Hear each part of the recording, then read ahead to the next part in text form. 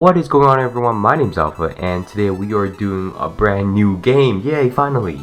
Last time I asked if we get 500 likes on the previous video, we will have a poll on whether or not we'll do newer gens or not. And we hit that within a day. So I put up the poll, Gen 6 versus Gen 7, which one do you guys want? We got 2,000 votes, pretty clear and decisive which generation won. So we are playing Generation 6. We're playing on X, and the challenge today will be using our starter completely only. And that means our starter cannot evolve and we cannot use any HM slaves to get through the game. Only our starter to beat the game. And it's just a FROAKIE. I know why this is a hard challenge to begin with. I want to explain that FROAKIE's base stats are very low. Even at level 100, it can get 2-hit KO by level 60s. And that's what happens at the later stages of the game. Not to spoil it, obviously, but he is pretty weak defensively. And also, today is actually my birthday, September 24th. So if you guys can leave a happy birthday comment, if you guys can, you guys do not have to, in the comments down below, it would be greatly appreciated. And as well, if we can hit 500 likes, that would be greatly appreciated as well. Anyways, let's get into the actual challenge. So our first gym leader challenge will be Viola. Now Viola has a Surskit and a Vivillon. Both her Pokemons are pretty dangerous to my FROAKIE. Vivillon is the first fully evolved Pokemon we see in our journey, and as well Surskit resists our stab attacks. So this can be a difficult battle. Luckily, we sweep by her battle. Now after this battle, I accidentally let my FROAKIE evolve to a Frogadier.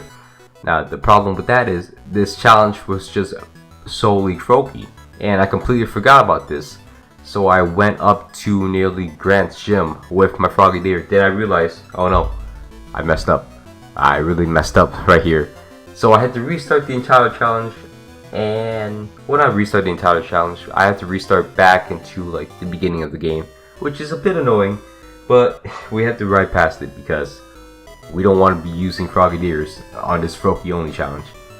Now I've seen online, I've obviously did a bit of research. Apparently you don't need all the HMs to beat the game. More so you need Surf, which is required, and that's why I was so gassed about this challenge, because I thought I could just beat it with Surf.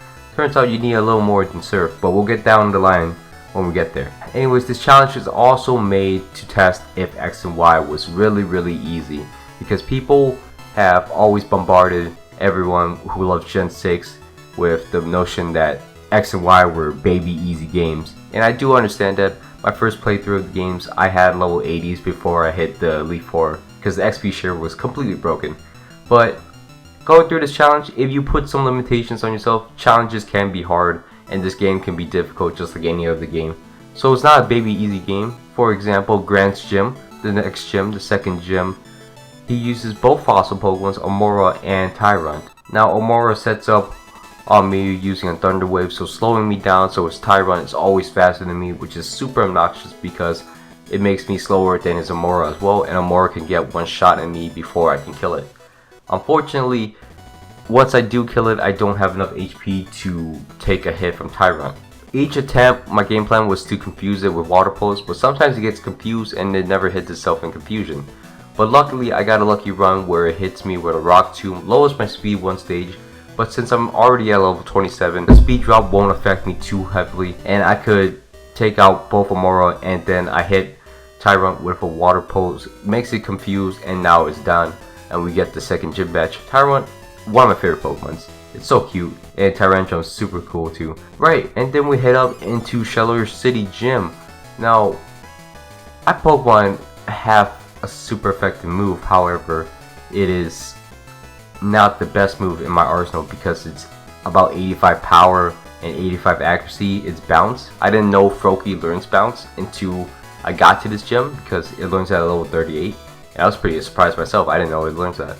Anyways, FROAKIE actually isn't the best physical attacker, as you guys can tell, but luckily we get through most of her Pokemons with ease, except her Hawlucha. Her Hawlucha tanks my bounce. Now if I could redo some sections in this challenge, I would, because I would definitely just Water Pulse this Hawlucha twice since it's set up in my face, and now I'm just using bounce on it, and it ends up home clawing up and then flying press me, so it puts me in a predicament. It does put me in torrent range, and finally we just Water Pulse it twice at the end, so a bit of a cringe fest when you look at it again, because there's no reason for me to bounce and then get nothing out of it, and then I just water pose twice when that could have been the initial method I could have used.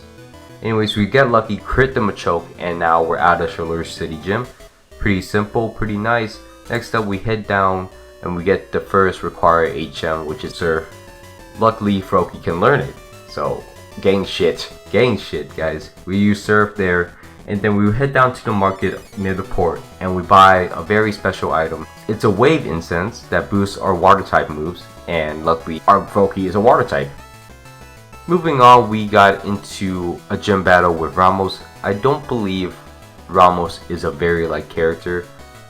Even in the anime, even in the games, I don't believe anyone really likes Ramos. I don't believe a lot of people remember Ramos, because I certainly didn't. As soon as I got into the gym, I realized he was a character again, and that kind of mind fucked me, because I completely forgot he was a character, and probably for good reasons. Why? Because for some reason I used bounced on his Go-Go, and his Go-Go decided not to hit me with any grass moves when I'm a pure water type frog.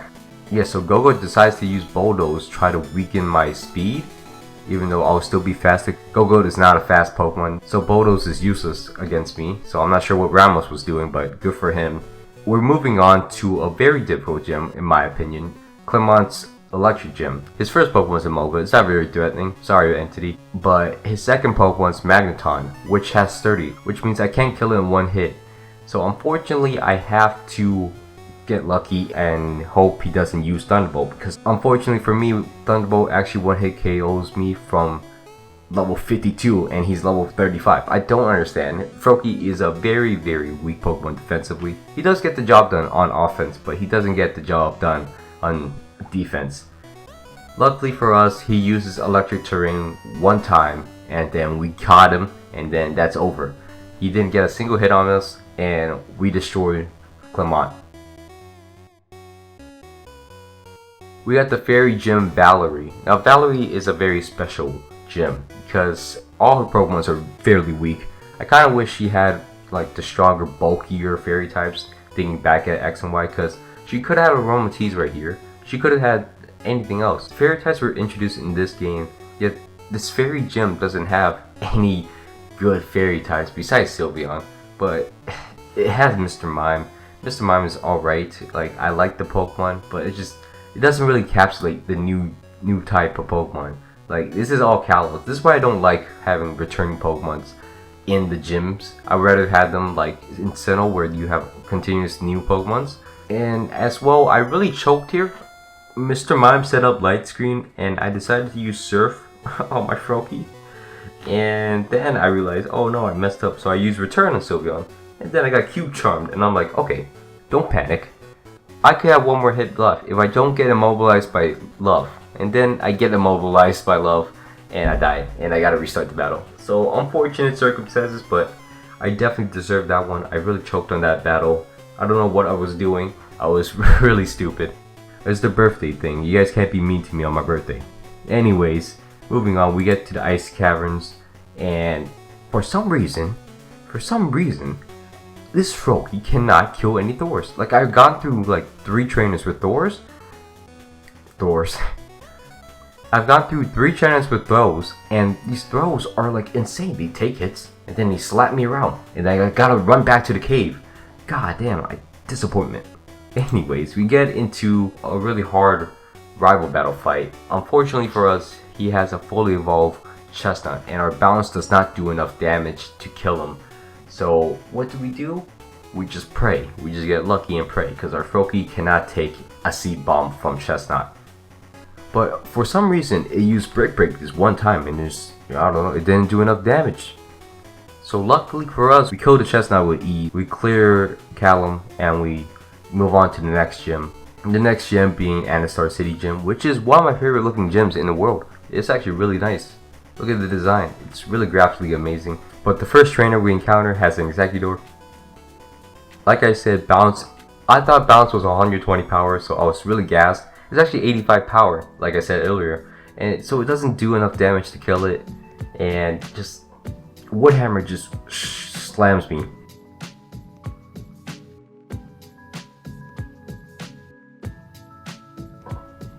So I go to Anistar City's supermarket and I spent $70,000 to buy Blizzard. Now Blizzard is a fantastic move for us right now. You know, accuracy doesn't really matter. We just gotta hit and we destroy Executor. And now we have an ice move. We have a pretty great ice move, 120 power on ice move. We fight Olympia, and Olympia is kind of a pushover in my opinion. Not really the strongest. I think he's probably my least favorite penultimate gym leader, which is a shame because her gym was so amazing. Like, she's just a letdown. I wish her battle was like License 8 or like in the anime where she makes it a double battle with her Meowsticks. That would be cool. I mean, it still would be gimmicky and not that like amazing, but it would be better than this. Like this Slowking just started using Yawn in front of me for no reason, because even when I was asleep he used Yawn, and then I just reset, and then we get to this point again. He used Psychic for once, you know, he used an attacking move for once, and now I get to beat him and his Meowstic comes out. I think if this Meowstic just used Thunderbolt or Energy Bolt, any move it had, it could have killed me, but it used Calm Mind for some reason, and we're definitely gonna kill it. So not sure what she was doing, but we get through the 7th gym badge. Now we're doing some backtracking. Since FROAKIE cannot learn Fly, it's not like my old videos where I just spawn in HM slaves. No, this time we can't use any HM slaves, so we gotta walk all the way back instead of flying. Unless FROAKIE decides to put on wings and fly. We gotta run all the way to Lumio City, take on Team Flare. We beat Lysander with no problem at all. However, his underlings, his admins, kinda shit on me. This Drapion took my head pretty well and then destroys me. Not to mention when we try to rescue Xerneas, Xerneas kind of obliterates me as well. Unfortunate for that.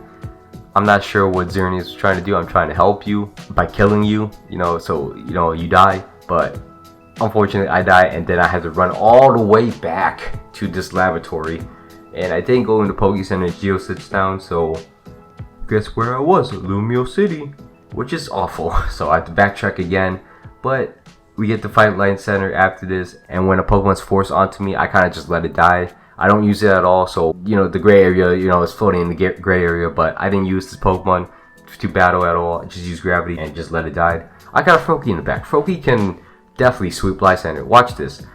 FROAKIE is actually unbelievably powerful when he's double the level of all the other Pokemons. He's amazing. He's such an amazing Pokemon when he has a huge advantage over all the Pokemons. But I'm gonna give FROAKIE credit. FROAKIE definitely learns a lot of great moves. Like, his coverage is amazing. Just like Greninja. Greninja's coverage is unbelievable. Protein Greninja, one of the greatest coverage Pokemon, one of the greatest utility Pokemons. And also Ashgram, one of the greatest sweepers in the game. So unbelievable in that. FROAKIE turns into that. So obviously the lineage is going to be great. I even one-shot with Mega Gyarados and make Lysander smash his goggles on the ground. So FROAKIE's kind of amazing. Anyway, so our next gym leader is Wulfric. He's kind of a pushover. He's an ice gym leader. Doesn't really do much. Bounces kill everything. Surf kills everything. It's pretty boring fight, in my opinion.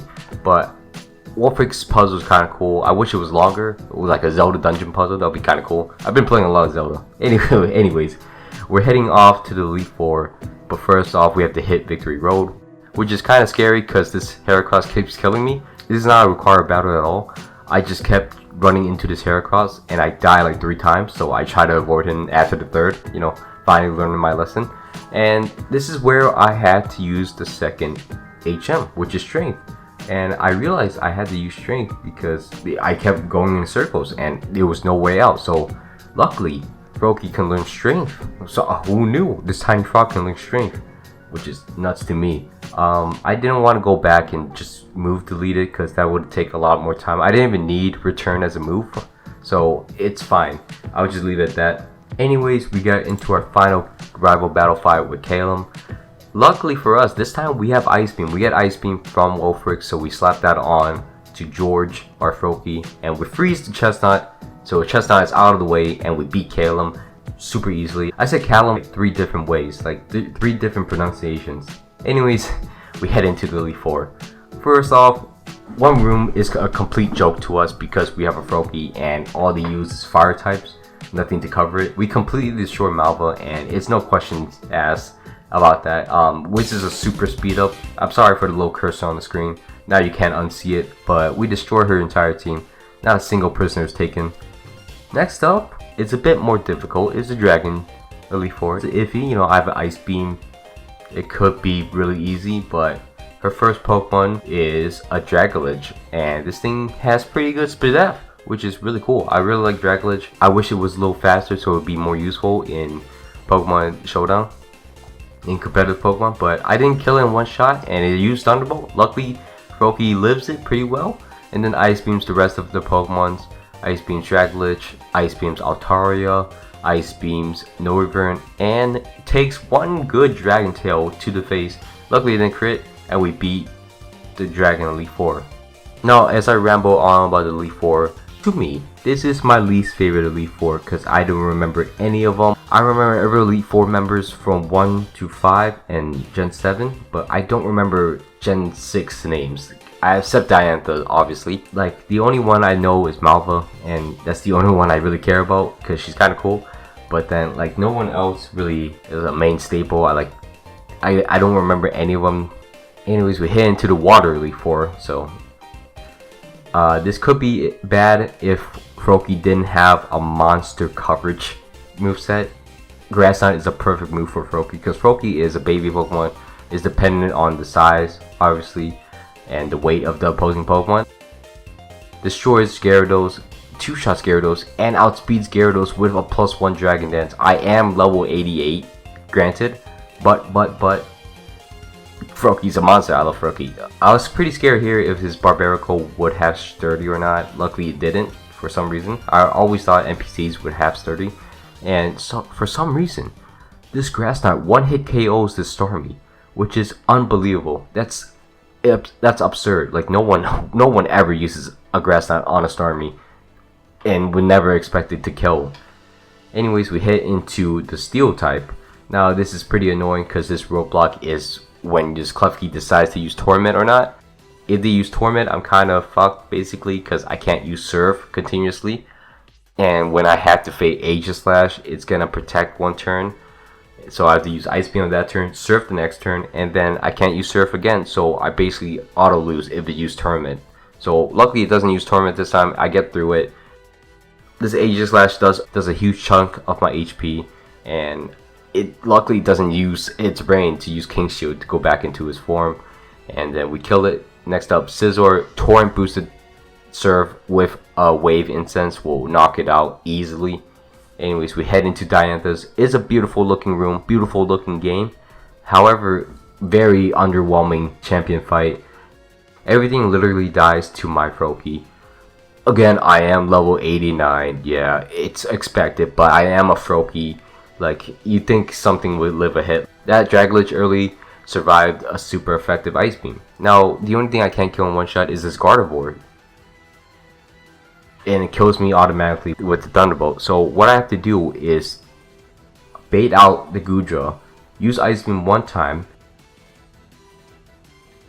let him hit me with a Drag Pulse, Grass Knot the next turn so I don't do any damage to Goodra, let him hit me again, so now I'm in Torrent range, and now I kill the Goodra, and now since I have Torrent boosted, which is I believe 1.3 multiplier on my water moves, this will easily knock out this Gardevoir. Since I'm literally 31 levels above it, Torrent boosted, Wave Incense, it's gonna kill, and luckily we did. And now we're the champions of Kalos. And now to address that, a lot of people are upset at me because I skipped out on Steven on my Emerald Let's Plays. Steven's not the champion in Emerald, okay guys? Just to clear, Steven's an optional boss. Like, just to clear that up. I know a lot of people like got it because I'm just trying to beat the Elite Four. If I forget to fight Steven, that's an accident. But it's not required to fight Steven. No one's forced. It's not part of the main story to fight Steven. You don't go out fight Brandon for the story. You fight Brandon for fun. Fighting Steven's just for fun. If I forgot, I forgot. But you guys gotta calm down with this. Oh, you forgot to fight Steven. Mate, calm down. It's the Steven fight. If I forgot, I forgot. Chill, buddies. Anyways, thank you for watching all the way to the end. My name's Ben Alpha. I hope you guys all had a great day, and thank you for all the support on my recent videos, and hopefully you guys stayed for my entire YouTube journey. My name's Ben Alpha. Please don't forget to leave a like, comment, and subscribe if you guys haven't already, and I'm out. Peace.